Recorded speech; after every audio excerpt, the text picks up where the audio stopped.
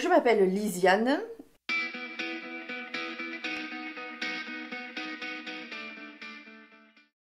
Je suis une jeune femme de bientôt 49 ans, mésoise d'origine, mariée, à un enfant. Je travaille depuis longtemps dans une collectivité locale et je suis très engagée dans des associations, dans la municipalité. Je cours beaucoup. Peut-être de courir beaucoup. Je fais beaucoup de choses. Je prends beaucoup d'engagements. Alors après, des fois, ça se bouscule et j'arrive pas à faire les choses comme je voudrais que ça se passe. Mais je peux pas m'en empêcher. Malgré toutes les épreuves de la vie qui me font arrêter à un moment donné et me calmer, je redémarre toujours de plus belle. J'ai ce défaut de vouloir toujours trouver des excuses à tout le monde. J'essaye toujours de chercher, mais pourquoi il a fait ça? Il était très con, ou c'est complètement nul ce qu'il a fait. C'est une attitude que j'ai en permanence et avec tout le monde, d'essayer de trouver le pourquoi il a agi connement. Mais c'est pas parce que je suis indulgente que je tolère, j'accepte tout, je pardonne, hein, mais je me dis, il y a peut-être des raisons qui ont poussé à faire ça. Après, faut pas pousser mémé dans les orties. Accepter que des événements bousculent l'ordre des choses, hein, la vie, arrête les projets. Et une fois qu'on est au fond de la piscine, donner un coup de talon pour remonter et s'enrichir de ces épreuves, ne pas garder d'aigreur, de rancœur ou de traumatisme le moins possible pour continuer. Voilà, donc je pense que c'est la résilience, et c'est quelque chose qu'on apprend aussi, hein. Je l'ai pas, c'est pas chez moi inné, hein. Il y a des événements où j'ai eu besoin d'être aidée pour justement accepter et repartir. Moi, je suis quelqu'un qui ne s'ennuie pas, qui trouve de l'intérêt dans beaucoup de sujets, de causes. Je suis très curieuse, je lis beaucoup, je regarde beaucoup la télé. J'aime voyager, donc voilà, je pense que c'est d'être tournée vers les autres. J'apprends à me recentrer parce que justement, sinon je me disperse trop. Mais c'est ça, c'est cette envie de vivre, hein, et de découvrir le monde, les choses. L'injustice, tout ce que je vois dans le monde ou même à côté de moi, l'injustice me peine et me permet d'agir. C'est aussi là-dessus, hein, que je me mobilise sur toute une série de causes. Et j'aimerais que tout le monde ait la même égalité de chance. J'essaye d'avoir de la joie pour plein de petites choses où avant je ne tenais pas compte. Maintenant, peut-être en vieillissant, je me réjouis de petits trucs du quotidien. Bon, alors des fois, je râle, hein, je râle parce que tout n'est pas parfait et tout n'est pas idyllique comme j'aimerais que ce soit, hein, mais voilà, les petites joies du quotidien. Mon fils qui réussit le code, ben voilà, je suis très contente. Je suis très contente pour lui. Il n'avait pas envie de le passer, il l'a eu, ben c'est très bien. Voilà, j'espère qu'il aura des bonnes notes au bac. Voilà, ça c'est pour moi c'est super. Tout, ben, il y a beaucoup de choses et je me restreins aussi parce que j'essaye de m'économiser par rapport à la maladie, puisque bon, j'ai eu un cancer et je suis plus dans un état de... J'ai plus la même forme qu'avant, hein, voilà, il faut digérer tous les traitements, plein de choses.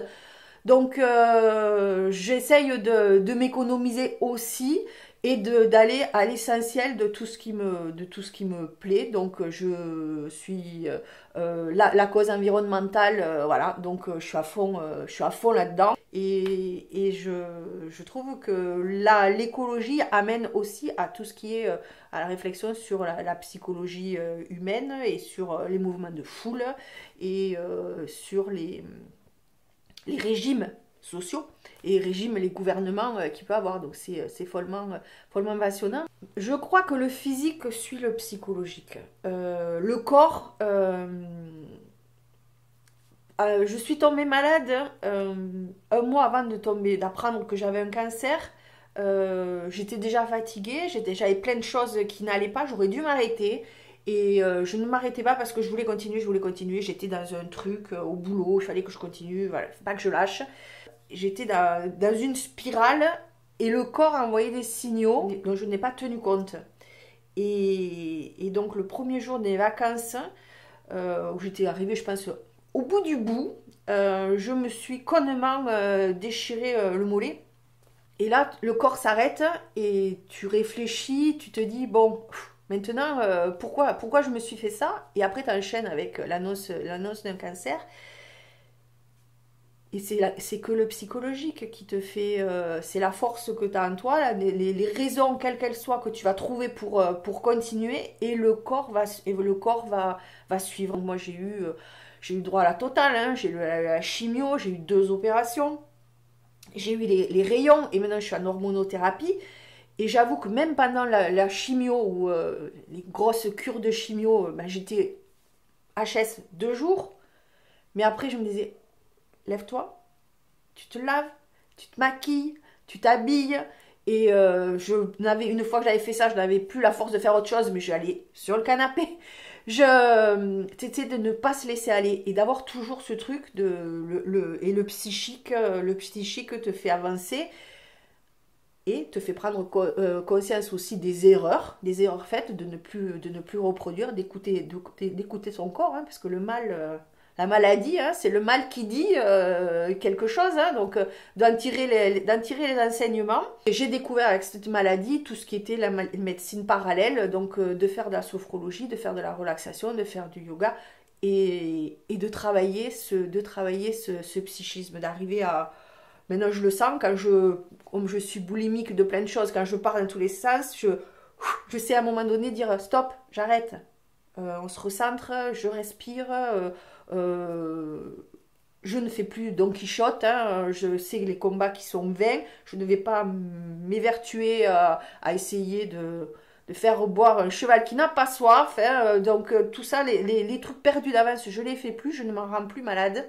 Je repousse tout ça. Si ça marche, ça marche. Si ça marche pas, ben, je peux considérer que c'est comme ça doit pas marcher et je laisse les autres faire à ma place. S'ils y arrivent, tant mieux. Et je m'investis autre part, autrement. La franchise, j'aime... voilà. Maintenant, en plus en vieillissant et en ayant passé les épreuves que j'ai passées, j'aime pas qu'on me prenne pour une conne. Et donc, je préfère que les gens me disent les choses et on a une saine explication. Je ne garde plus les choses pour moi. Quand quelque chose ne me plaît pas, quand quelque chose ne me va pas, qui que ce soit, je le lui dis. Et je vais mettre des gants.